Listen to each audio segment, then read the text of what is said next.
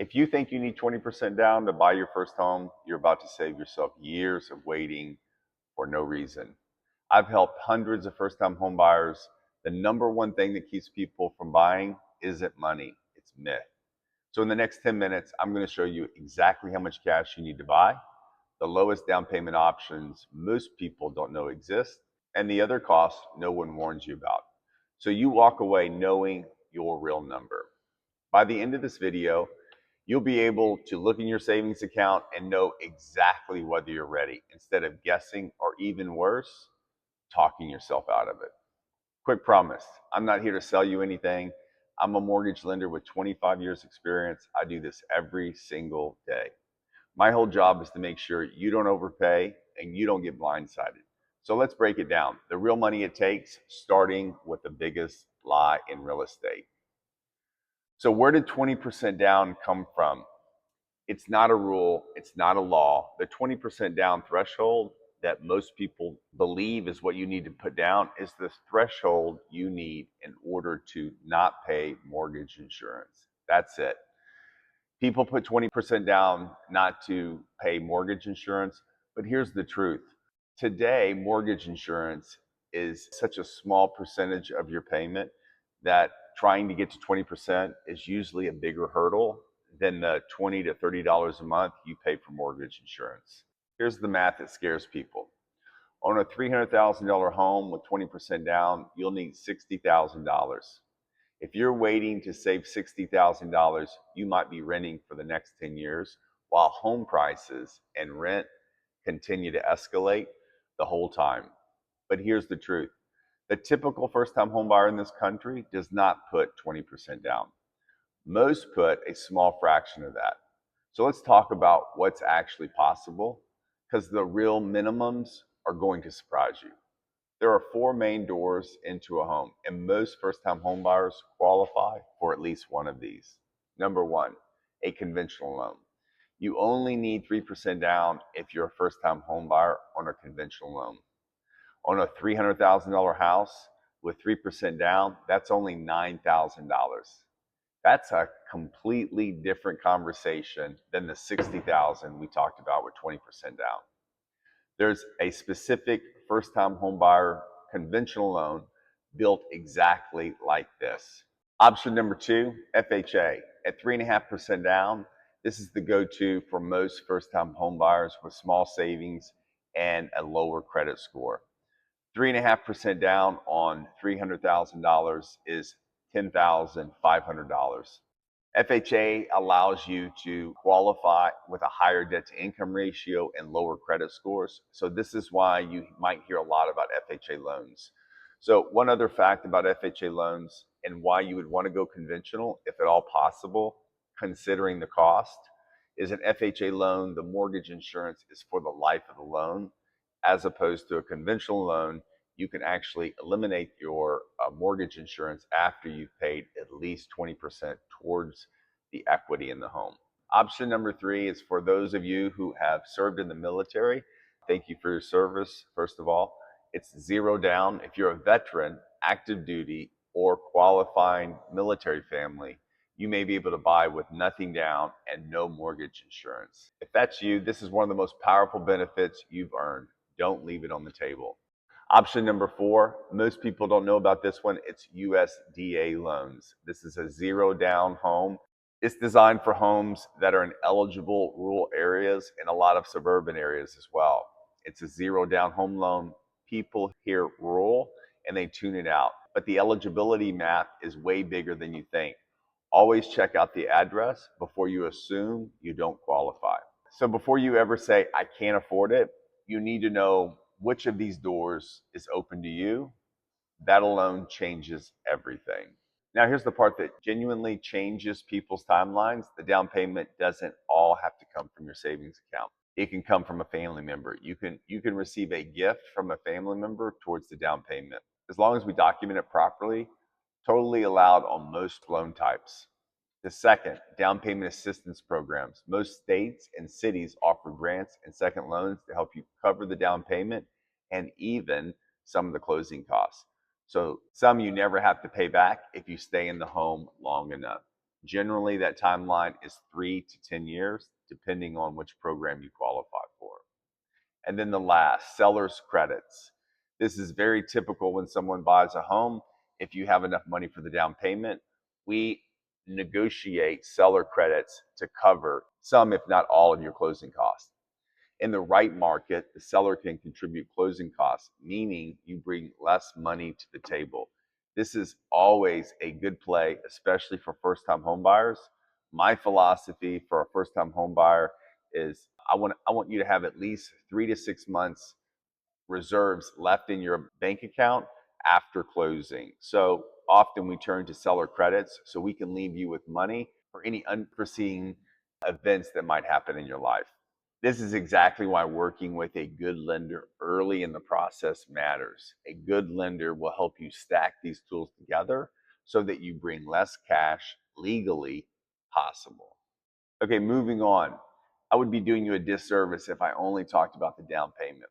There's other cash in the process, and knowing it up front is what separates smooth closings from stressful closings. I'm going to break it down for you. Number one is earnest money. When you submit an offer and your offer is accepted, there's a good faith deposit. It's called earnest money. It's typically 1 to 3% of the sales price. Here's the good news. It's not extra money. It's credited back towards your down payment or even your closing cost. Second is inspection and appraisal fees. So when you go into contract, the out-of-pocket expense up front before you actually get to the closing table, number one is your earnest money, but then the next two is inspection fee and an appraisal fee. So an inspection you do on the home, and I highly suggest you do it on every single home that you buy, even if it's a brand new home. You want to inspect the property. You want to make sure that the quality of the build is up to code, and you do this by hiring an inspector. Typically, your real estate agent or your lender can refer you a good inspector. It's always important to use someone that someone else has already vetted. So the typical cost for an inspection can run you anywhere from $350 up to $1,000, depending on the number of different inspections you need. There's a typical inspection for the entire home. You might need a foundation inspection, which is very common here in Houston, or even a plumbing inspection. So those inspections could cost you up to maybe $1,000. You'll have to pay that up front once you're actually under contract. And then the second cost up front, this happens after you inspect the home. It's really important that you wait to order the appraisal until after the inspections are done so we don't waste any of your money on something we're not going to use. So the appraisal typically costs anywhere from $550 to $850. So that's another cost that you would have upfront before you actually close on the home. And the third is closing costs. These are the lender, title, and even government fees to finalize the loan. Generally, those costs run either anywhere from 2 to up to 5% of the loan amount. This is where the seller can give you credit, or you can qualify for some assistance to save you thousands of dollars. And then the last, this isn't always the case, but typically a lender will require that you have some reserves on hand. That means money that you have in your bank account after closing. Not all loans require that you have reserves. You just want to check with your lender to make sure you have enough money on reserve. So when we add it all up, the headline's simple. The real number is your down payment plus your closing costs plus a small safety buffer. And a chunk of that can be offset by credits and assistance. All right, so let's make it real now. Let's say you're buying a $300,000 home and you want to do an FHA loan. An FHA loan, remember, requires 3.5% down. So your down payment would be $10,500, and the closing costs would run you anywhere between 6,000 all the way up to 15,000. The earnest money, which would be credited back to you at closing, would most likely on a $300,000 home be around $3,000. And then the small buffer that you want to make sure you have in your account after closing, I would suggest at least a couple of months, but realistically, you want to have at least 6 months in your bank account after closing. Now listen, I wouldn't not buy a home because you don't have a buffer account. often what I do with clients that come to me that have 3% down and they don't need down payment assistance, we might put you in a down payment assistance program. So the down payment that you did have that you were going to put down in the home, you keep that in your bank account. So for first time home buyers, I can't stress enough, money in the bank is your biggest friend. You want to make sure that when you buy a home, that you have some money in the bank because you're going to have many unforeseen expenses that you don't even know about. And it might be expenses that we don't even know about while you're buying the home. So instead of you needing $70,000 down on this example, your real starting number is going to be somewhere between $15,000 and $20,000 down. That's the down payment, the closing cost. Most of the time you can get credits from the seller. So if you have at least the 3% down, you can actually buy a home. What I would suggest is meeting with your lender to help him understand what your cash position is and ask him for his advice. One last thing, because it's a mistake I see often. Do not qualify yourself from your couch. I can't tell you how many people assume that they weren't ready and waited years when a 15-minute conversation would have shown them that they could have bought sooner. So I actually had this same situation happen earlier this week where a client came to me, they had the credit, they had the income, but they wanted to wait to pay off their credit cards.